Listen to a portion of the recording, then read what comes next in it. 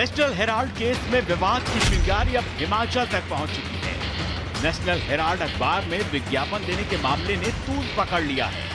कांग्रेसी CM national Herald अखबार को हमारा अखबार बताकर उसे सालों साल विज्ञापन देते रहने का ऐलान कर चुके हैं। बुधवार को हिमाचल के सीएम सुक्खू ने कहा था, नेशनल हेराल्ड हमारा अखबार है, हम इसे भरपूर विज्ञापन देते रहेंगे। नेशनल हेराल्ड केस में ईडी ने अपनी चार्जशीट दायर कर दी है, जिसमें राहुल गांधी, सोनिया गांधी दोनों ही आरोपी हैं और 988 करोड़ के मनी लॉन्ड्रिंग केस में अब विवाद बढ़ता जा रहा है। हिमाचल में अखबार में विज्ञापन देने के मामले में अब बीजेपी ने सवाल खड़े किए हैं और पूछा है कि विज्ञापन अपने पैसे से क्यों नहीं देते, टैक्स पेयर के पैसे बर्बाद क्यों किए जा रहे हैं। वो विज्ञापन किस आधार पर देते हैं? दैनिक अखबार जिनके बहुत सारे अलग अलग जिलों के संस्करण निकलते हैं, उनको चवन्नी मिलती है और नेशनल हेराल्ड को चांदी के सिक्के मिलते हैं। और मेरे अपने राज्य हिमाचल प्रदेश में बड़े बड़े दैनिक समाचार पत्रों को जो नहीं मिलता, यानी कि उनको चवन्नी मिलती है और नेशनल हेराल्ड को चांदी के सिक्के मिलते हैं। ईडी की चार्जशीट में बहुत साफ है, अपराध का प्रकार, अपराध की तिथि, अपराध का समय, अपराध की जगह, लेन देन का अपराध और अपराध के बारे में सारी जानकारियां ईडी ने फैक्ट्स एंड फिगर्स के साथ अपनी चार्जशीट में रखी है। नेशनल हेराल्ड केस में अब विरोध की आंच जम्मू कश्मीर तक पहुंच चुकी है, जहां भारतीय जनता युवा मोर्चा के कार्यकर्ता राहुल और सोनिया के विरोध में प्रदर्शन कर रहे हैं। नेशनल हेराल्ड केस पर अब बीजेपी और कांग्रेस दोनों ही फ्रंट फुट पर चढ़कर खेल रहे हैं। ऐसे में जीत किसकी होगी, ये तो वक्त तय करेगा। Bureau report, Republic Bharat.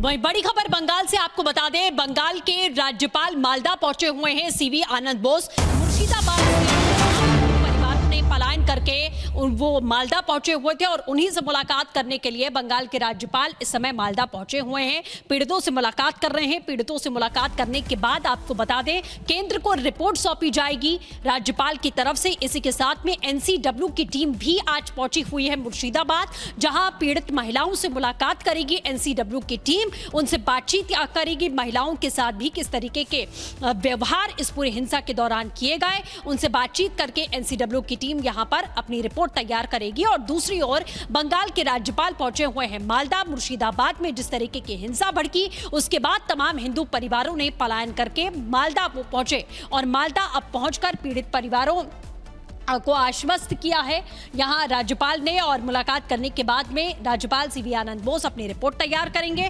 Report उनकी ओर से केंद्र को सौंपी जाएगी। जो अभी तक की जानकारी मिल रही है, दो तस्वीरें इस वक्त हम आपको दिखा रहे हैं। एनसीडब्ल्यू की टीम मुर्शिदाबाद पहुंचती है और राज्यपाल पहुंचे हुए हैं मालदा। मुर्शिदाबाद से पलायन करके जो हिंदू परिवार पहुंचे, उनसे मुलाकात करने।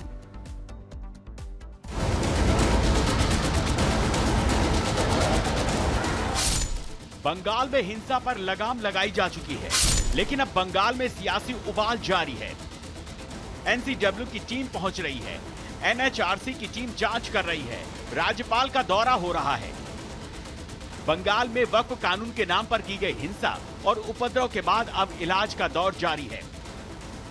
मुर्शिदाबाद हिंसा में अभी तक 310 लोगों पर केस दर्ज कर गिरफ्तारियां की गई है, लेकिन अब जांच एजेंसियों का पहुंचना जारी है।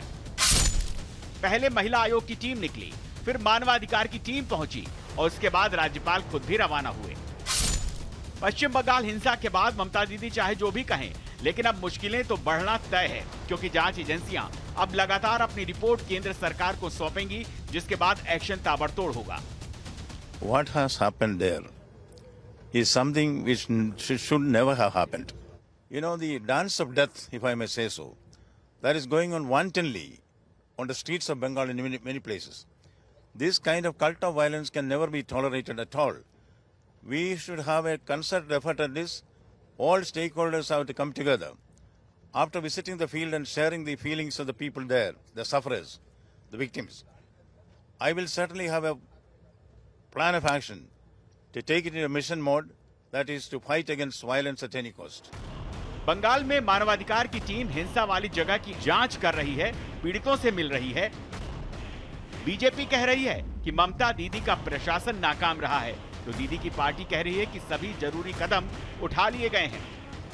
देखिए, जिस प्रदेश की सरकार एक अमन चैन का वातावरण तैनात नहीं कर सकती, उस प्रदेश की सरकार को सरकार में रहने का औचित्य नहीं होता। देखिए, प्रशासन की ओर से और राज्य के मुख्यमंत्री ने हर कदम उठाया है, लेकिन हम लोग विगत सालों में भी देखे कि पश्चिम बंगाल में हमेशा जो है कमीशंस को भेजा जाता है, जिससे कि और भी पश्चिम बंगाल को एक बदनाम करने की कोशिश।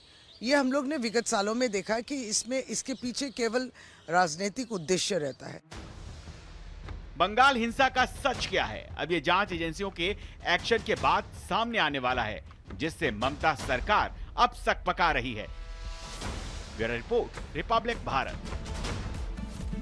तो बंगाल में जिस तरीके की हिंसा हुई उससे सभी वाकिफ हैं, लेकिन अब राज्यपाल पहुंचे हैं, एनसीडब्ल्यू की टीम भी पहुंची हुई है, पीड़ितों को न्याय दिलाने की बात की जा रही है। इसी बीच कर्नाटक से बड़ी खबर आ रही है, बताएंगे आपको सुमित। बिल्कुल, और अब बड़ी जानकारी आपको कर्नाटक से दे, जहां से बड़ी खबर इस वक्त सामने आ रही है। वक्फ को लेकर प्रदर्शन, बड़ी जानकारी आपको दे रहे हैं। कर्नाटक के बेंगलुरु में यह प्रदर्शन हुआ है, जहां पर हजारों की संख्या में सड़क पर उतरे हैं प्रदर्शनकारी। प्रदर्शन को लेकर सुरक्षा के कड़े इंतजाम भी यहां पर किए गए हैं, सर्विलांस यहां पर किया जा रहा है। कर्नाटक के बेंगलुरु में वक्फ के खिलाफ प्रदर्शन, जहां पर बड़ी संख्या में प्रदर्शनकारी सड़क पर उतरकर विरोध प्रदर्शन करते हुए नजर आ रहे हैं। वक्फ कानून के खिलाफ प्रदर्शनकारी लगातार विरोध कर रहे हैं। एक्सक्लूसिव तस्वीरें ये बेंगलुरु से, जहां पर सड़क पर उतरकर वक्फ कानून के खिलाफ प्रदर्शन यहां पर किया जा रहा है। वहीं प्रदर्शनकारियों की संख्या को देखते हुए सुरक्षा के कड़े इंतजाम भी यहां पर किए गए हैं। तस्वीरें हम आपको दिखा रहे हैं, जहां पर बड़ी संख्या में जो प्रदर्शनकारी हैं वो जुटे हैं, और वक्फ कानून बनने के बाद से ही लगातार जो विरोध प्रदर्शन का दौर है वो लगातार पूरे देश में देखने को मिल रहा है।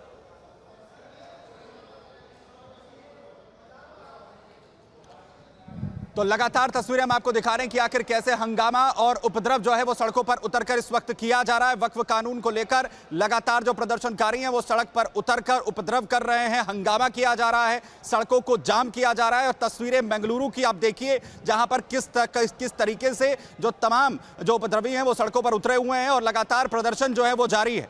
लगातार वक्फ कानून का विरोध इसी तरीके से किया जा रहा है। कर्नाटक के बेंगलुरु की ये तस्वीरें, जहां पर किस तरह से सड़क पर उतरकर पूरी तरह सड़क को जाम कर दिया गया। ಮೊದಲೇ ನಮಗೆ ಪತ್ರಿಕಾಗೋಷ್ಠಿಯಲ್ಲಿ ಹೇಳಿದ್ದೇವೆ, ಇಲ್ಲಿ ಯಾರಿಗೂ ಘೋಷಣೆಗೆ ಹೋಗಲಿಕ್ಕೆ ಅವಕಾಶ ಇಲ್ಲ, ಬೇರೆ ಬ್ಯಾನರ್ಗಳ ಅವಕಾಶ ಇಲ್ಲ, ಯಾವುದೇ ಸಂಘ ಸಂಸ್ಥೆಗಳ ಬ್ಯಾನರ್ಗಳ ಅವಕಾಶ ಇಲ್ಲ, ಎಲ್ಲವನ್ನು ನಾವು ಬಹಳ ನಿಮಗೆ ನಾವು ತಿಳಿಸಿದ್ದೇವೆ। ಹಾಗಾಗಿರುವಾಗ ನೀವೆಲ್ಲರೂ ದಯವಿಟ್ಟು ನಿಮ್ಮೆಲ್ಲರಲ್ಲಿ ನಾನು ಮತ್ತೊಮ್ಮೆ ವಿನಂತಿಸಿಕೊಳ್ತಾ ಇದ್ದೇನೆ, ಇದು ನಿಮ್ಮ ಕಾರ್ಯಕ್ರಮ।